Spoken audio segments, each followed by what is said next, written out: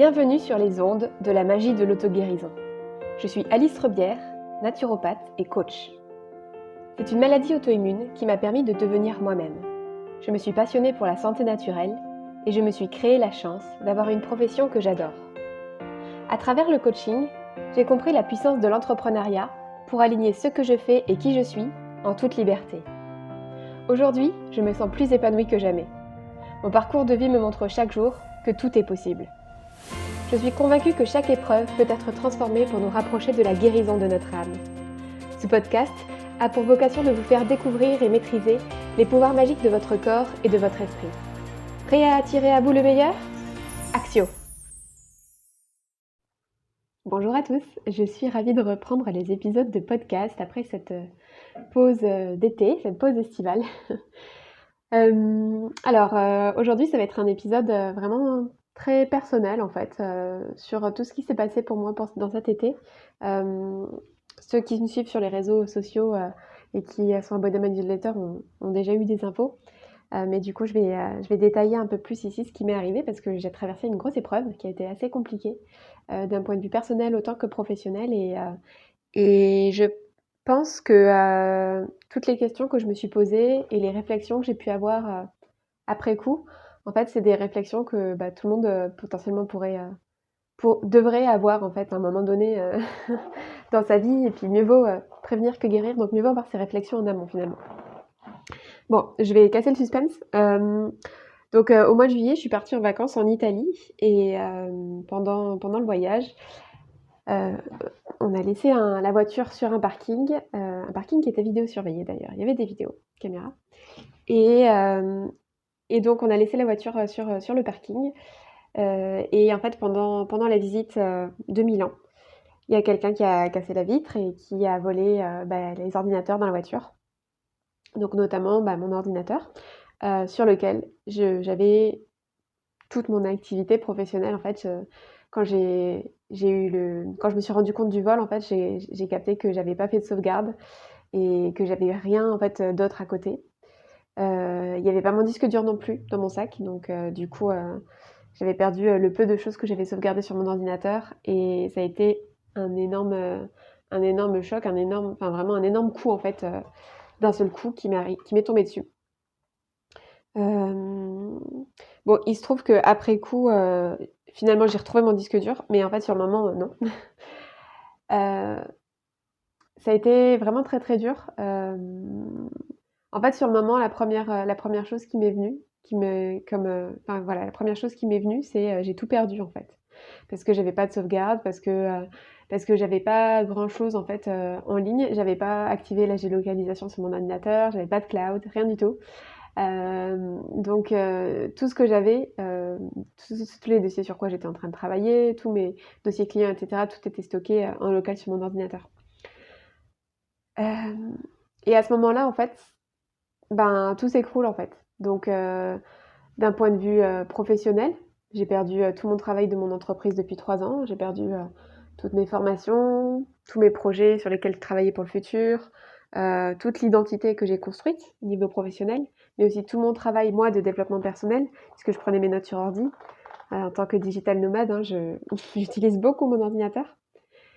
J'ai perdu, je me rends compte à ce moment-là aussi que j'ai perdu toutes mes photos, tous mes souvenirs, que j'ai plus rien en fait. Et donc, autant vous dire que émotionnellement, ça a été très très compliqué à vivre. Ça a été une véritable tempête pour moi. Et le truc, c'est qu'en plus de ça, il y a eu une tempête justement la nuit qui a suivi. Et là, on était une grosse tempête, une mini tempête. Et en fait, le lendemain matin, il y avait des arbres cassés partout dans les routes, dans les rues. Et il y avait énormément de voitures en fait qui avaient des pare-brises fracassés. C'était vraiment comme s'il y avait eu un déluge, une tornade quoi. Donc ça a été la tempête dans ma tête, mais ensuite juste après aussi dans la vraie vie. Donc je vous passe la période émotionnelle qui a pas été confortable du tout pour moi, où vraiment j'ai eu l'impression de vivre un réel deuil. Alors peut-être que pour certains le mot peut paraître fort, mais moi c'est vraiment comme ça que je l'ai vécu en fait, de perte, de choc, voilà. Et donc du coup il m'a fallu du temps pour me remettre de tout ça. Aujourd'hui avec le recul, j'ai je pense que j'ai vraiment compris ce que la vie a voulu m'envoyer comme message à travers cette épreuve. Je pense que j'ai compris aussi, j'ai compris pas mal de choses en fait, et aussi j'ai eu pas mal de réflexions sur ce qui s'est passé à ce moment-là, ce que j'aurais pu mettre en place avant. Et là, du coup, ça me fait me poser beaucoup de questions aussi pour la suite sur comment est-ce que je transforme des choses dans mon entreprise, mais aussi dans ma vie personnelle.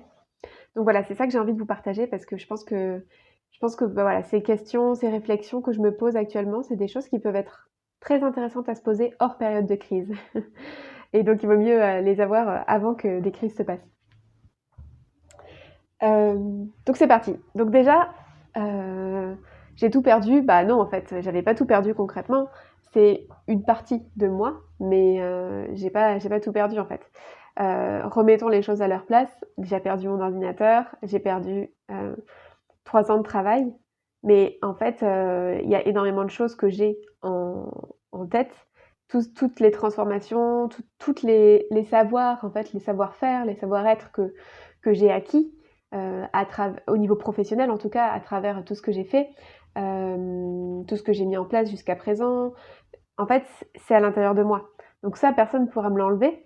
Et en fait, je sais que peu importe ce que je perds concrètement dans la matière, je vais toujours pouvoir le recréer. Euh, Autre chose par rapport à ça aussi, c'est que ça m'a fait me poser la question de pourquoi est-ce que je me suis dit ça, pourquoi est-ce que j'ai dit j'ai tout perdu. En fait, le truc, c'est que je pense que c'est une erreur que beaucoup d'entrepreneurs font et que j'ai déjà abordée avec certains clients. Donc peut-être qu'ils se reconnaîtront si jamais ils passent par là. Mais la question de mon identité par rapport à l'identité de mon entreprise est essentielle en fait. De se poser la question en fait, de s'affirmer finalement que non, je ne suis pas mon entreprise. Mon entreprise est une entité à part entière, je suis une entité à part entière. Sauf que le truc, c'est que souvent, bah, en tant qu'auto-entrepreneur ou bien en tant qu'entreprise individuelle, notre entreprise porte notre nom. Donc la séparation, elle est beaucoup plus difficile à percevoir si jamais votre entreprise, il y a votre nom en fait sur le papier administratif, officiel ou quoi que ce soit. En fait, ça va être beaucoup plus compliqué de percevoir la différence d'un point de vue énergétique en fait. Donc là, moi je trouve que c'est très intéressant parce que je me pose beaucoup de questions justement par rapport à ça. Je me rends compte que je me suis beaucoup définie en tant qu'entrepreneur dernièrement en fait, depuis un an et demi, quelque chose comme ça. Et en fait finalement, tout ce qu'on place après «je suis», ça devient en fait qui on est. Donc par exemple, si je dis «je suis entrepreneur», ça veut dire que je me définis par rapport à mon entreprise. Et donc du coup, en fait, moi j'ai toujours eu du mal à me présenter, à faire des présentations quand je rencontre quelqu'un parce que justement j'ai du mal à choisir comment est-ce que je me définis, parce que j'aime pas les étiquettes. Et là je me suis rendu compte d'une énorme étiquette que je me suis mise justement avec ce «je suis entrepreneur», et dont j'ai envie de me libérer aussi. J'ai envie de pouvoir me définir autrement que par mon entreprise. Je ne suis pas mon entreprise. Et voilà. Et donc du coup, c'est très intéressant parce que là, je me pose la question justement administrativement peut-être de changer le nom de mon entreprise, peut-être de clôturer celle-ci, d'en ouvrir une autre. Voilà, il y a des réflexions en cours qui ne sont pas abouties, mais peut-être que ça pourra vous donner des idées aussi. Ensuite, ça m'a fait me poser beaucoup de questions par rapport à la relation au numérique aussi. Moi, j'ai toujours eu des freins par rapport au numérique parce qu'en fait, j'ai jamais trop aimé au départ être visible sur Internet. Ça m'a demandé une grosse sortie de zone de confort, de me rendre visible en fait, de me montrer sur les réseaux sociaux, de créer ce podcast, etc. Et en fait, je pense qu'il y a 5 ans, si jamais vous cherchiez Alice Robière sur Google, vous trouverez rien du tout. Aujourd'hui, ça a bien changé, je pense. Euh, Ceci dit, voilà, enfin, moi je me pose beaucoup de questions parce qu'on utilise de plus en plus le numérique et finalement, en fait, les seules choses qui me sont restées après ça, bah, c'était mes carnets papier qui étaient dans la voiture et qui n'ont pas été volés. Donc heureusement, je suis très contente d'avoir mes petits carnets. Moi, mes clients m'appellent Madame Carnet parce que j'ai plein de carnets pour plein de choses. Donc notamment au niveau professionnel, je note plein de choses, plein d'idées, etc. Beaucoup de choses de travail personnel aussi. Et en fait, ça m'a vraiment confortée dans cette idée que j'ai envie de conserver une partie de ce que je fais en physique, en fait, à l'écrit. Euh, parce que voilà, en fait, on sait jamais. Et puis, c'est vrai que ça peut être un frein aussi pour certains digital nomades, moi j'en ai bien conscience, parce que, ça veut dire qu'on s'encombre en fait avec des choses, en plus. Alors que des fois, on pourrait se dire: «Oui, si j'ai mon ordinateur, j'ai pas besoin de papier». Et en fait, finalement, moi, je sens que c'est vraiment quelque chose dont j'ai besoin, de pouvoir me reposer aussi sur des supports papier. Mais en plus, j'aime ça, donc donc voilà. Hem, donc voilà, peut-être une réflexion aussi, c'est quelle est la place que prend le numérique aujourd'hui dans votre vie? Et est-ce que c'est quelque chose qui vous plaît, la place qu'elle prend aujourd'hui, ou est-ce que vous aimeriez changer ça? Et ensuite, la question aussi sur la réflexion de la sécurité au numérique. Donc concrètement, est-ce que vous avez sécurisé vos données? Est-ce que vous avez tous vos mots de passe au même endroit, comme moi j'avais fait? Est-ce que, vous avez des mots de passe sécurisés? Est-ce que vous avez moyen de les retrouver? Parce que si jamais vous avez stocké vos mots de passe sur un Word sur votre ordi et que vous vous faites voler votre ordi, non seulement vous n'avez plus mot de passe, mais en plus, la personne qui va vous le piquer va peut-être avoir accès à tous vos mots de passe. Voilà, je sais que moi j'ai fait des erreurs de débutant en termes de sécurité numérique, mais encore une fois, c'est pas du tout mon truc. Donc voilà. J'apprends de mes erreurs, hein, de toute manière, c'est ça l'objectif. On Je crois que c'est Nelson Mandela qui disait, «Je ne perds jamais, j'apprends ou je gagne ou j'apprends». Et je suis assez d'accord avec ça. Donc là, j'apprends. J'apprends beaucoup de choses. Notamment, en termes de sécurité numérique, moi, j'ai toujours refusé, en fait, de mettre des choses en dématérialisé sur des clouds, sur Dropbox, sur Google Drive, par rapport à la propriété intellectuelle, par rapport à, mmh, à l'appartenance, en fait, de mes données à d'autres entreprises.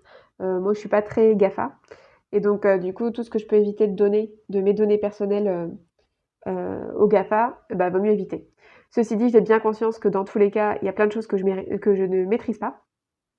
Donc notamment, je maîtrise pas du tout, voilà, enfin, dès qu'on a une adresse Gmail, dans tous les cas, Google, il a quand même accès à énormément de choses, et cetera. Donc en fait, ça me décomplexe aussi pas mal sur ça. Je pense que je vais essayer de regarder un peu d'un point de vue sécurisation des données en termes de cloud, ce qui peut être intéressant. D'ailleurs, si jamais il y a des personnes qui ont des suggestions, je suis preneuse. Ça m'a fait poser aussi des questions, toujours par rapport à cette question numérique. Comme je vous disais, en tant que digital nomade, hem, mon ordinateur, en fait, c'est une des choses qui a le plus de valeur, non seulement par sa valeur matérielle, mais aussi par la valeur immatérielle de tout ce qu'il contient. Donc c'est pour ça, je pense que, j'en ai discuté avec plusieurs personnes et je pense que finalement stocker beaucoup de choses sur du cloud, ou de faire des sauvegardes régulièrement, ça peut vraiment être quelque chose de très important pour un peu tout le monde. Donc si jamais c'est pas encore fait, je vous invite, à vous noter dans votre to-do list de faire une sauvegarde cette semaine, de vos données de votre ordinateur. Pour passer à un autre sujet, du coup, le fait de perdre, toutes ces données d'un seul coup et les données passées et les données futures, ça m'a fait un peu le syndrome de la page blanche. De la page blanche, c'est-à-dire, là, comme ça, on me propose de repartir de zéro. J'ai plus, d'identité, j'ai plus de projet, j'ai plus de, j'ai plus, enfin, j'enlève, en fait, tous les souvenirs passés et cetera. Et du coup, là, en fait, je peux décider de choisir qui je suis maintenant. Je peux décider de choisir ce que je fais maintenant. Et en fait, finalement, je me suis rendu compte qu'il y avait une partie de moi qui était contente d'avoir cette page blanche parce qu'il y a plein de choses dans mon organisation, notamment mon organisation de mon ordinateur, qui ne me convenaient pas. Donc il y avait énormément de choses que je gardais à trier pour plus tard et que j'avais jamais trié et que probablement j'aurais jamais trié si jamais j'avais gardé cet ordinateur encore pendant un bon moment. Euh, donc en fait finalement moi ce que ça m'a permis de me rendre compte c'est que j'ai envie de faire des choses différemment en termes d'organisation. En termes d'organisation de mes données, en termes d'organisation sur mon ordinateur, de mes fichiers. Mais aussi voilà, en fait page blanche. Ok, si jamais, encore une fois, la notion d'étiquette dont je vous parlais tout à l'heure, par exemple, je suis entrepreneur, la page blanche, je peux définir je suis quoi. J'ai plus aucune étiquette. J'ai plus l'identité que j'ai créée auparavant. Donc, qu'est-ce que je décide de garder? Qu'est-ce que je décide de transformer? Qu'est-ce que je décide de changer? Et en fait, ça donne un sentiment de... Enfin, moi, ça m'a donné d'abord un sentiment vraiment vertigineux, désagréable.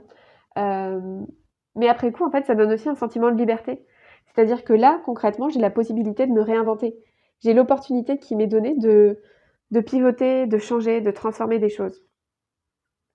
Alors je me suis posé la question, moi personnellement, et je vous invite aussi à vous la poser, de si jamais vous aviez une page blanche aujourd'hui, qu'est-ce que vous feriez?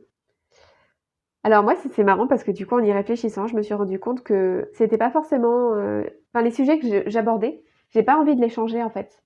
Je me sens vraiment bien dans les domaines que j'aborde, dans les accompagnements que je fais. J'adore accompagner sur des accompagnements santé, j'adore accompagner sur des accompagnements business, j'adore la communauté des entrepreneurs du bien-être. Donc en fait, tout ça, ça me va très très bien. J'ai envie de parler plus aussi de coaching de vie. Surtout, ce dont ça m'a fait prendre conscience, c'est que j'ai vraiment envie de remettre un équilibre différent en termes d'équilibre entre ma vie perso, ma vie pro en fait. Je me suis rendu compte que ce que j'avais surtout envie de changer, c'était un rythme de vie et puis une organisation aussi plus structurée. Notamment, ça fait longtemps que j'y pense, mais je l'avais toujours pas fait, de prendre un espace Notion pour vraiment m'organiser différemment par rapport à mon entreprise. D'un point de vue rythme, en fait, effectivement, ce que ça m'a fait prendre conscience, c'est que j'avais envie de remettre plus de perso dans ma vie parce que je pense que j'ai beaucoup concentré mon activité sur j'ai beaucoup concentré mon attention sur mon activité professionnelle parce que j'adore ça, j'adore ce que je fais et finalement, je me rends compte aussi, et ça je le sais, hein, mais je pense qu'on s'en rend compte d'autant plus quand on y est confronté, je me rends compte que c'est très compliqué quand on a un métier passion de réussir à vraiment détacher en fait sa vie professionnelle et sa vie personnelle. Et là, en fait, je pense que si jamais j'avais remis entre guillemets ma vie professionnelle à sa place avant, peut-être que j'aurais vécu un choc différemment en fait, moins fort ou avec moins d'intensité. Euh, parce que voilà, encore une fois, si jamais une des choses qui prend le plus de place dans votre vie part, ça laisse un grand vide. Cette page blanche, ça m'a aussi permis en fait finalement de faire une table rase sur le futur puisque j'ai perdu tous les projets sur lesquels j'étais en train de travailler. J'avais plusieurs idées de programmes en ligne, d'ateliers où j'avais commencé à rassembler plein d'informations, où j'avais commencé à rassembler toutes mes idées, etc. Et en fait ça j'ai tout perdu pour le coup et j'ai vraiment rien retrouvé. Je sens que là ça me propose de transformer en fait ce que j'avais envie de faire et puis d'une certaine manière de m'inspirer aussi de ce que j'avais en tête, mais de le faire à ma sauce d'une manière encore différente. D'une certaine manière, en fait, je pense que ça m'a aussi libérée de ce que d'autres ont pu faire en fait. Et donc du coup de pouvoir m'inspirer librement de ce que j'ai en tête, de pouvoir m'inspirer librement de ce que j'ai appris, mais sans copier du coup. Et ça, je trouve que c'est intéressant aussi comme apprentissage. Alors pour vous faire la suite un peu du récit, c'est que après coup, j'ai réussi à retrouver beaucoup de données. Et ce retour de données, en fait, ça a été assez magique.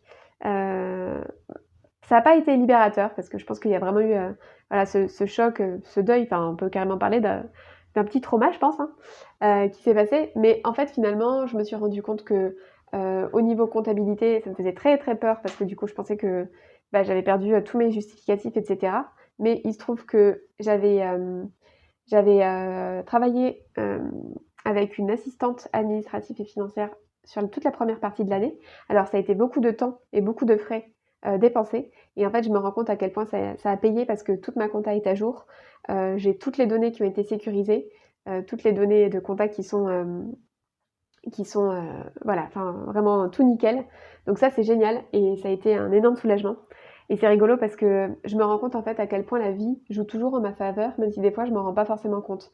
Et j'ai vachement hésité en fait à prendre cette assistante au niveau finance et comptabilité parce que c'était quand même vraiment beaucoup de frais et puis bon moi j'ai toujours été un peu négligente par rapport à ça. Peut-être que c'était une bonne idée de pas être négligente finalement et là je me rends compte finalement à quel point ça a été utile d'investir par rapport à ça. Pareil en fait je me rends compte que la vie joue en ma faveur, c'est-à-dire que le seul dossier client hyper important que surtout il fallait pas que je perde, où j'avais des choses vraiment qu'il fallait absolument que je garde en tête pour tout l'accompagnement, c'est le seul en fait que j'avais noté sur papier. Et après coup, je m'étais dit, après l'avoir noté sur papier, je m'étais dit: «Tu es bête, tu aurais dû le mettre sur l'ordinateur» et cetera. Et en fait, finalement, mon intuition, m'a poussée à l'écrire sur papier et finalement, c'est le seul que j'ai réussi à retrouver et à garder. Donc ça, c'est rigolo parce que enfin, c'est rigolo. Moi, j'aime bien, en fait, ce genre de choses quand on se rend compte après coup de ce que la vie, nous a fait faire et en fait, de se rendre compte que tout est juste et que des petits détails comme ça où on se rend pas compte, en fait, à quel point ça va nous servir plus tard. Après coup, on s'en rend compte et en fait, c'est pour moi, c'est vraiment, ça fait partie des choses qui augmentent vraiment ma confiance dans la vie et dans le fait que les choses sont bien faites. Comme je vous disais, j'ai retrouvé, pas mal de données en fait, puisque, quand je suis rentrée, de vacances, je me suis rendu compte que mon disque dur, il était pas dans mon sac, quand après le vol parce que tout simplement je l'avais oublié à Bordeaux, alors que je pensais l'avoir avec moi dans mon sac. Donc ça a été un énorme soulagement aussi parce que, bah, du coup sur mon disque dur, il y a énormément de choses personnelles, qui sont stockées et donc notamment, bah, tous mes souvenirs, toutes mes photos, tous mes voilà, toute ma vie perso en fait, est stockée sur ce disque dur et du coup, bah, c'était vraiment, important, pour moi de le retrouver et j'ai pas regardé en fait ce qu'il y avait dessus à ce moment-là.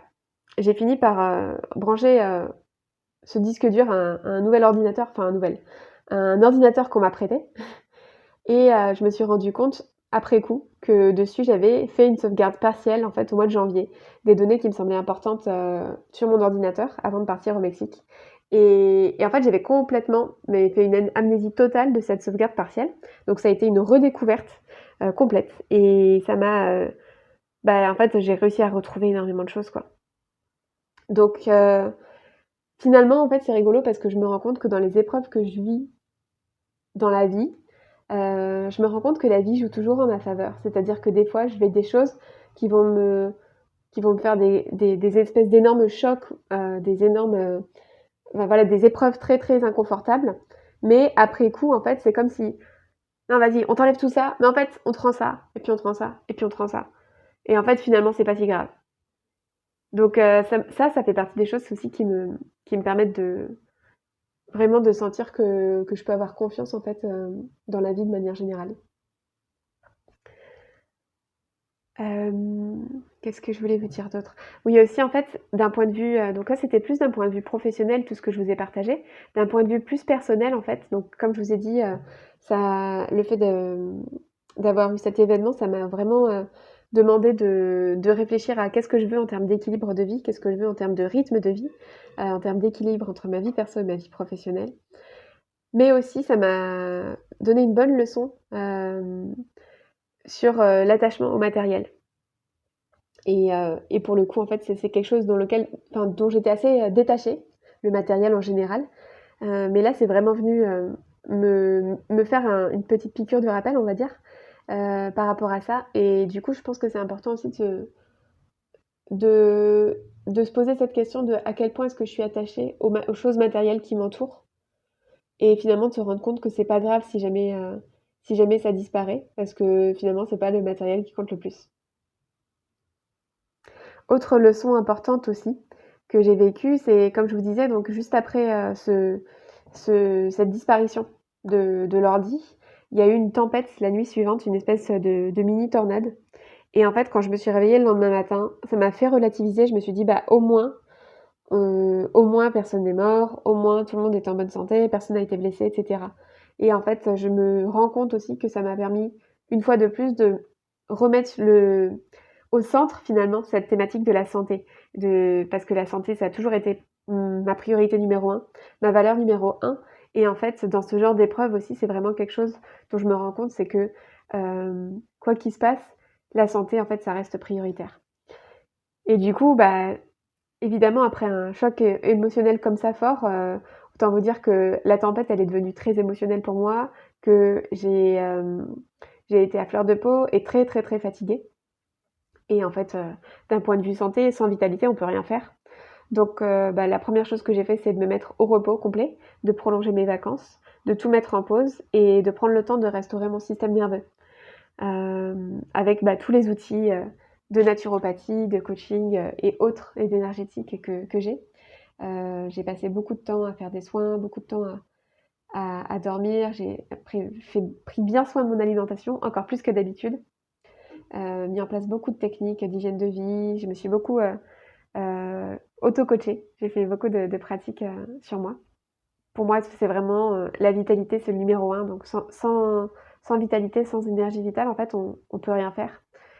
Ça me donne, vraiment l'envie là de continuer à travailler sous format de thérapie aussi sur le système nerveux, sur mon équilibre d'une manière générale et de renforcer en fait toujours et toujours, cette vitalité. Peu importe l'état de santé dans lequel on est, si on a l'impression d'être en bonne santé, en fait, je pense qu'on peut toujours, s'améliorer et l'entretenir encore plus. Autre chose aussi, c'est que pour moi, en fait, j'ai énormément foi dans ma résilience. J'ai une croyance profonde, c'est qu'en fait, la résilience, ça fait vraiment partie de notre ADN, à tous en tant qu'être humain et qu'en fait, peu importe en fait le coup qui va arriver dans notre vie, en fait, on a les capacités pour rebondir. Et ça, moi, j'en suis persuadée, pour avoir vécu des choses vraiment, vraiment difficiles, dans ma vie. En fait, j'ai vraiment cette croyance, heu, que peu importe ce qui se passe, je sais que je vais pouvoir me relever. Voilà, du coup, c'est très, très fort et ça me permet de vraiment traverser, des épreuves avec foi, même si je comprends pas, même si par moments, c'est un peu le désespoir ou, le le chamboulement, émotionnel. Mais, j'ai foi, dans la vie et j'ai foi dans mes capacités, hem et je sais que elles peuvent être réactivées parce que, j'ai toutes les ressources en moi, de la même manière que chacun d'entre vous a toutes les ressources dont il a besoin à l'intérieur de soi. Voilà, je pense que j'ai fait le tour un peu de ces leçons finalement que cette épreuve m'a apportées. Je suis curieuse de savoir si certaines de ces leçons en particulier ont fait résonance avec vous.